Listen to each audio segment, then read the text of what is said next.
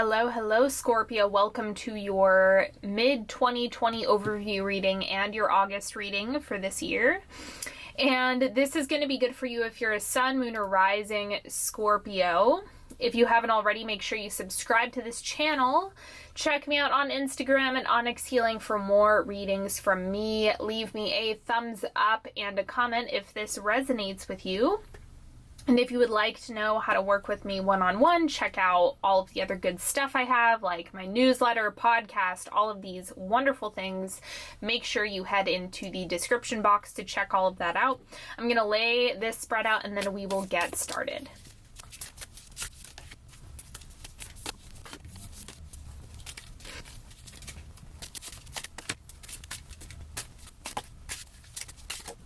Okay, so this reading is a timeline. So July is over here, December is over here, and these are broken down into about 6-week periods. So that's how the layout of this reading is going to work, and then I'll fill it in with another deck as well. But let's start with your oracle cards. So first thing is the Explorer. So I'm anticipating that the second half of 2020 is going to be bringing a lot of uncharted territory that is going to need exploring. It's going to need you to dive into the areas where maybe you don't have mastery, you don't have expertise, you don't have wisdom or knowledge fully integrated. And so this second half is going to be instrumental in the next basically package of wisdom that you're integrating. And then we also have the fault line. Ooh, okay, so something big is being shaken up or is changing here. I'm getting that the fault line is reading and translating as a quantum leap. So it's about things being shaken up in all the right ways. It's about things being broken open in the right ways, or the right transition, the right quantum leap that's taking place. So really trust that you're jumping from like where you are in present time. You're leaping into where you actually desire to be. I'm just getting that it's big, it's intense. Like I said with the uncharted territory, it's that availability of what you're able to tap into is just growing and compounding. I just don't know what area of your life it's really going to be showing up in. So you apply your own context to whatever this is, whatever the fault line is. It's looking like a breakdown of an old paradigm completely. Like your perception of reality is changing. And this should be welcomed. I want to be very clear. It's exploring exactly what your soul is here to experience. This is looking heavily karmic to me as well. So we also have desire. You are worthy of your desires. Be curious and explore your soul's yearnings. Let yourself want what you want, even if you're afraid you won't or will get it. Take that one to the bank, that's for sure. And let's move into the timeline. So the first quarter, this will be lasting until about mid-August.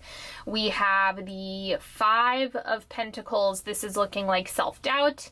This is looking like uncertainty, or can I do this? Do I have enough? Do I have the capacity? There's a lot of scarcity around your own capabilities with this card. So good thing this is showing up first thing, since we only have a couple weeks of this left technically. But let me get a little bit more context on this. So we have the 7 of Swords. This there's a lot of concealing that happens with the 7 of Swords, like there's secrets or shadows. So I'm getting that this is a part of the shadow self that I think you might not be wanting to play with. And so it might be more comfortable for you to sit in scarcity than address whatever the 7 of Swords is presenting to you. This is starting to look like some of your own distortions, mindset, your own mental realm that you might be wanting to hide from. So I would recommend looking at the things that are coming up, letting them either go somewhere, transform, give them an opportunity to change. Allow yourself to evolve out of this. Just because you may have been experiencing the 5 of Pentacles or been experiencing scarcity in whatever area. It could be time, relationships, money, freedom, I mean, whatever. That doesn't mean that has to be what you carry with you. Now, the second quarter, we have the Three of Wands. I love this because it's about your big vision, your long-term plans, your future, your deepest desires for this lifetime. So think about the major themes, the big stuff that you have and want in your life. And don't sell yourself short. Like, don't cut your desires off at the knees just because you're scared or think that they might be unrealistic. Really let yourself go into the desires, go into the fantasy deeper. And we have the Nine of Pentacles. Okay. Nine of Pentacles is about enjoying the fruits of your labor. So I think you're beginning to realize what a powerful creator you are.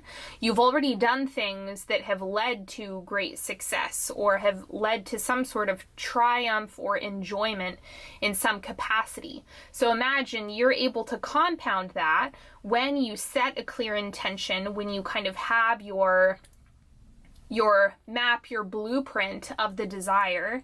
And then the Nine of Pentacles is the confidence that you've been able to do this again and again and again. But there's a transition, a transformation that's happening once you're able to kind of liberate this part of your shadow. Whatever you're concealing or wanting to shove into the closet and ignore, when you liberate that and expose it to sunlight, it will transform. And so I'm getting that this is actually what opens you up to being able to receive more, to have more success, more reasons to celebrate and enjoy. So things are only going up and up, they're only getting better.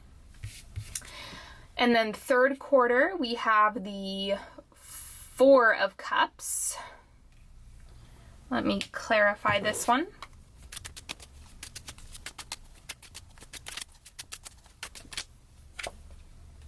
The Star. Mindful yeses and nos are the best way to deal with the Four of Cups. So this is looking to me more like you're going to need to contemplate and be really clear and aligned with your vision, your big dreams, your big aspirations, your big goals. That's what the Star is holding here. That's what it's representing, your North Star, the ultimate space that you want to be in. The Four of Cups is reminding you, what reality do you want to say yes or no to? What thoughts, what behaviors, what relationships, what are you saying yes or no to? And so that's what this is a game of. I'm getting that there might be a little bit of a contraction in this third quarter, only because as things expand, it's one of those things that sometimes we need a break, or sometimes we need to pause and let the information integrate before we move on to the next thing. So I'm getting that there's almost like a slowing down just for a moment so you can kind of get your bearings, check in with yourself again, and continue following that North Star. That's what this is encouraging you to do, and it's all desire-based.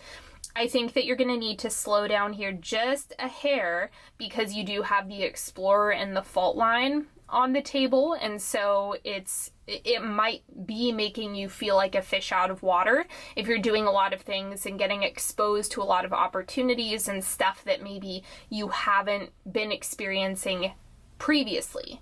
So this is new territory that you're in, and it's okay for you to need to pause and be more intentional with the new environment, new experience, or relationship, reality that you're in. And then the fourth quarter, wrapping up 2020, we have the Ace of Wands. This is a big confidence booster just because it is reminding you that you've got this. You have it. You have it. You can do it. You can achieve it. You can get it. And it's a burst of energy. It's a big fat yes. So let's see. We have the Fool. It's the jump. There's some big leap that happens at the end of 2020. This is a jumping off point, some type of achievement or burst or aha, something clicks at the end of the year for you. So I don't know how this is going to manifest. It's going to be interesting to see how it manifests for each of you. You're all going to be dealing with different things. This is going to resonate differently with everyone. But I do think there's some mysteriousness to this final quarter because it's yes and the start of something new. There's a new energy that comes in and gets introduced, or a new experience that you're exploring that happens here. It could be either the solidification of something that you've been working on throughout this time. It could be the final blast off point from whatever you've been working on, or it's the achievement, the next step in the process. And I think that's why there's this holding here where it's about recalibration, just to make sure you're in alignment with exactly what you want, reconnecting with your desires, giving yourself a moment to breathe as you kind of move into this blast off point. Because the Ace of Wands is a lot of energy, a lot of energy. And the Fool is a lot of energy as well. So this is high risk in the right ways. So enjoy. This is going to be a banging end of 2020 for those of you who are watching. I just don't know how it's going to show up for you. But consider the Fool is when you finally jump off the ledge. Now we're going to do the August reading. I'm keeping this simple. We're just going to do the central energy, what you have shifting out, and what you have oncoming. Okay, the central energy in August is the Knight of Pentacles. Very professionally focused, very task focused, getting things done, making things happen, work, business, money, blah, blah, blah. Like, it's very practical, logistical stuff happening in August. So whatever you're organizing and rearranging and doing for life or business or work or projects, whatever movement you have going on here, just keep applying yourself. So it looks very steady. I think you kind of already have an idea. I know it sounds funny to say, but I think you probably already have an idea of what's going on in August. So you can kind of relax into just knowing that you're making it happen, you're chipping away at it, it's already working. What you have shifting out is the Seven of Wands. This is the amount of effort that you've been putting in. The Seven of Wands is really high energy as well. And this looks kind of like you may have been working extra hard or kind of spinning your wheels in the mud is what this is looking like to me. There's no reason for that anymore. That moves. That has already shifted for you. So in August, you actually have a clear path, a clear trajectory. So you don't have to fight and scrap so hard. There's no reason for you to spin your wheels. You actually have traction in August. Things are moving. And then the oncoming energy is the Lovers connection. Of course, if you've been wanting to manifest partnership, that's available to you energetically, right? The cards are saying. The cards are saying. But the other thing is decisions. So decisions and connections are the two things that are coming through. So some of you, if you've been calling in opportunities, things that you need to make decisions for or about, that is on the horizon. And then also the right connections, the right people, the right network or soul coming into the picture is what's happening here. So all good things that are oncoming for you. Now I'm going to do a 3-card pick. You're welcome to ask a question, ask for guidance, clarity, whatever you need.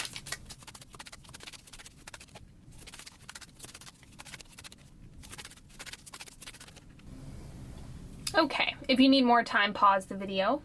But here's card number 1. 5 of Coins. Beware of numbing behaviors. So this is the first card that we had in the first quarter. So you just have to be conscious of, am I choosing? Am I making a choice, a conscious decision to revert back to how I have been being previously, historically? Or am I making a choice to face this challenge, evolve, express a greater part of myself in this moment? I'm not going to overread this card. That came through really clearly. Okay, card number 2, we have the Two of Wands. Two of Wands is like you create a roadmap for yourself. It's, okay, I have my plan. This is like you creating a to-do list for yourself. What are the desires? List them out. What is your plan? What is your big vision? List it out. There's something about you needing to write it down on paper, make it clear for yourself in some capacity, or put it into a container of some sort. That seems to be the solution. It's like go to the very practical, basic pros and cons lists, or a Venn diagram of some sort. Like you kind of need to see it on paper in order for it to make more sense. I don't know why that's how I'm reading this card, but whatever. That's what it has to say to you. That is the solution, is if you can get it out somewhere visually and do some more inspecting and putting together a collection of what you do want. And then card number 3, we have the Queen of Wands, personal power. This is your fire energy. Allow yourself to come into expression, like really get into your heart and know that that is what will land. That is what will actually shine through and resonate. Come from your heart, come from your whole self, and you cannot go wrong.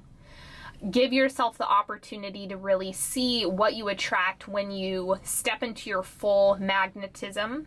And that's what the Queen of Wands is highlighting to you here. It's be your full self, your whole self. Don't dim your light is really essential here. You need to expose yourself. Your authenticity is very much needed at this time.